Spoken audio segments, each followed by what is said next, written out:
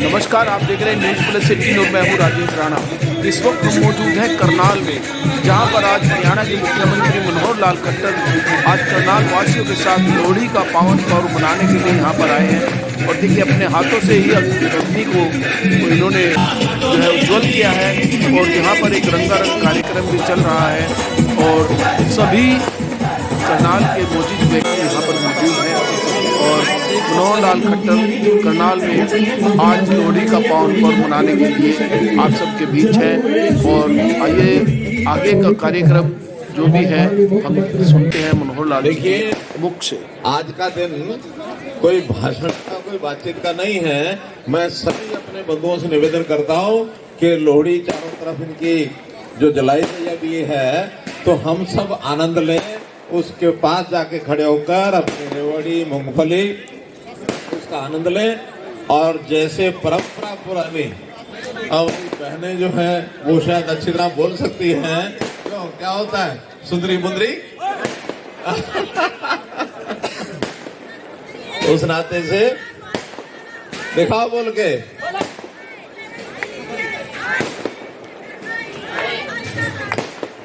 इनको माइक दो।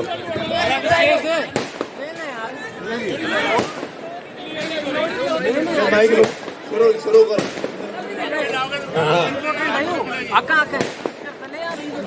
आप शुरू करो। सुंदर मुंदरी है, तेरा कौन बेचारा है, दूल्हा पट्टी वाला है, दूल्हे दीदी सेन शक्कर भाई, कुड़ी का सालू सालू कौन समेटे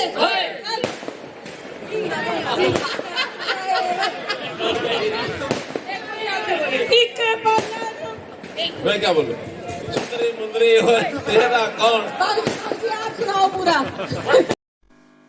और हरियाणा के मुख्यमंत्री मनोहर लाल खट्टर देखिए अपने हाथों से अग्नि को प्रचंड करते हुए लोहड़ी के पावन पर्व पर करनाल में और सभी कार्यकर्ताओं और अपने पदाधिकारियों के साथ यहाँ पर मौजूद बहुत ही खुश मिजाज कहेंगे हम आज मुख्यमंत्री जी को, क्योंकि उन्होंने खुद लोहड़ी पर्व पर गिद्दा भी गाया और साथ में झूमते नज़र भी आएंगे आपको मनोहर लाल खट्टर। और देखिए यहाँ पर अपने हाथों से प्रसाद वितरण करते हुए हरियाणा के मुख्यमंत्री मनोहर लाल खट्टर जोत जगाते हुए यहाँ पर करीब 4-6 जगह पर लोहड़ी का जो है बनाई गई थी और उसमें सभी में जोत प्रचलित करते हुए मनोहर लाल खट्टर और सभी को अपने हाथों से प्रसाद वितरण करते हैं।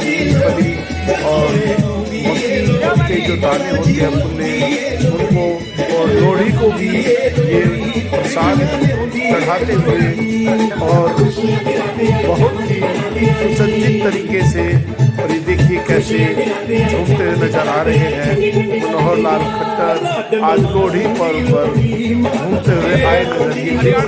बहुत ही अद्भुत नज़ारा है आज मनोहर लाल खट्टर आज लोहड़ी पर्व पर हरियाणा में करनाल में बड़े खुश नजर आ रहे हैं और सभी को बधाई दे रहे हैं, सभी लोगों को भी बधाई दे रहे हैं। और ये अशोक सिकुचा पूर्व करनाल भाजपा जिलाध्यक्ष लोहड़ी पर। और आप देख रहे हैं करनाल से लाइव ये प्रोग्राम हरियाणा के मुख्यमंत्री मनोहर लाल खट्टर ने लोहड़ी को अग्नि प्रज्वलित कर करके यहाँ पर आज लोहड़ी का त्योहार बड़ी खुशी के साथ मनाया जा रहा है।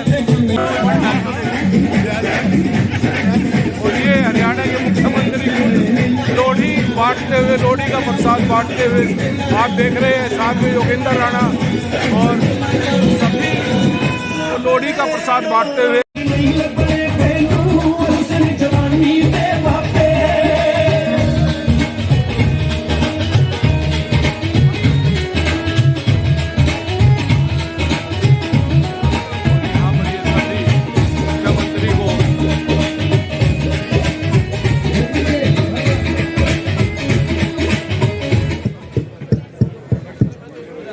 जो उत्सव होता है, त्योहार होता है, वो एक अपने आप में उमंग और एक प्रसन्नता, एक खुशी ये लाने वाला कार्यक्रम होता है।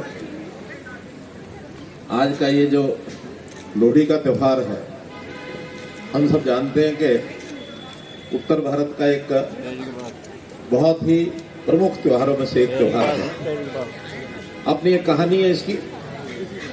पिछली बार भी इसी प्रकार से कार्यक्रम में मैं एक बार आया था, तो सारी कहानी को दोहराया था। कैसे दुल्ला भट्टी और जो एक बेटी की शादी, उस शादी का माहौल, वो एक सारी कहानी है। उस कहानी के पीछे की एक बैकग्राउंड भी है। मुगलों की परेशानी भी हमारे समाज के लोग उस समय सहन करते थे। उसी में से बेटियों को बचा करके और आगे इस त्योहार के बारे में जो कल्पना की गई वो है। इतिहास कभी कभी दोहराता है। अपना देश, इतिहास इसका हजारों साल का है। अपना समाज बहुत से उतार चढ़ाव, बहुत से थपेड़े खाते हुए आज हम एक अपनी उच्च स्तर की जो संस्कृति है, हमारा जो गौरव है, उसको लेकर के आगे बढ़ रहे हैं। बहुत बार दबाव भी पड़े। मुगलों का दबाव जब आया, हमारे यहाँ जितने भी स्वतंत्र शासक थे, रियासतें थी, मुगलों के साथ लड़ाइयां भी लड़ी, फिर भी बहुत बड़ा हिस्सा मुगलों के अधीन आया। आजाद होने का संघर्ष बहुत से उस समय के बलिदानियों ने, क्रांतिकारियों ने, राजाओं ने मुगलों से युद्ध किया। सेनापति बहुत से आए। अगर उसमें से छुटकारा पाने का एक समय आ सकता था तो आज से 300 साल 250 साल पहले आ सकता था।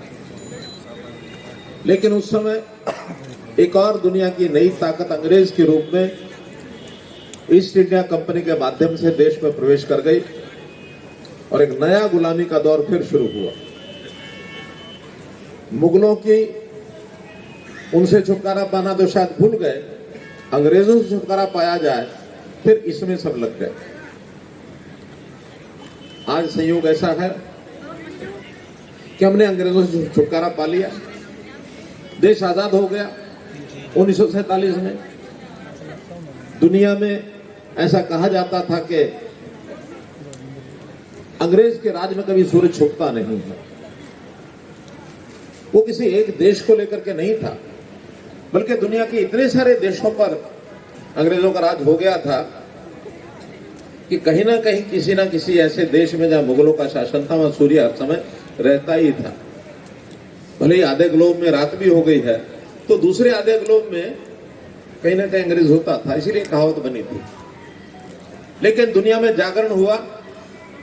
जागरण होने के बाद एहसास करा दिया गया कि हर देश में वहां के जो मूल निवासी हैं, वहां की जो मूल संस्कृति है, वहां के लोग अपने आप को स्वतंत्र चाहते हैं, तो अंग्रेज को अपने पैर वापस खींचने पड़े। अधिकांश देश स्वतंत्र हो गए, उसमें भारत भी एक था। 47 में हम आजाद हुए, लेकिन आजादी के बाद इतने सालों तक इस विचार का कोई व्यक्ति नहीं आया था जिसने गुलामी की उन निशानियों को हटाने का, साफ करने का, उससे मुक्त पाने का कोई रास्ता बनाया। समाज में कुछ संस्थाएं जागृत हुई। मुगलों की जो कारस्तानी थी कि भगवान रामचंद्र जी के जन्म स्थान के ऊपर मंदिर तोड़ करके मस्जिद बना दी गई, बाबरी ढांचे के रूप में, जिसको हम जानते हैं। मुक्ति पाने के लिए वर्षों संघर्ष किया, आंदोलन किया, और आज इस बात की प्रसन्नता हम सबको है। उसमें हमारे यहाँ के जो न्यायालय, उच्च न्यायालय, उच्चतम न्यायालय, उन्होंने भी फैसला दे दिया कि हाँ, यहाँ भगवान श्री रामचंद्र जी का जन्म स्थान ही है, उसको तोड़ करके मस्जिद बनाई गई थी। ये सर्वसम्मत निर्णय एक प्रकार का उच्चतम न्यायालय ने दिया, जिसमें से आज ये संभव हो पाया कि उस स्थान के ऊपर एक भव्य राम मंदिर बनाया जाए। आने वाली 22 जनवरी को प्रधानमंत्री जी उसका प्राण प्रतिष्ठा कार्यक्रम में उपस्थित रहेंगे और वर्षों पुराना वो जो कलंक है वो भारत माता के माथे से हट करके और आज हम सीना चौड़ा करके अपनी प्राचीन जो ऐतिहासिक हमारी जो विरासत है उसको प्राप्त करने जा रहे हैं।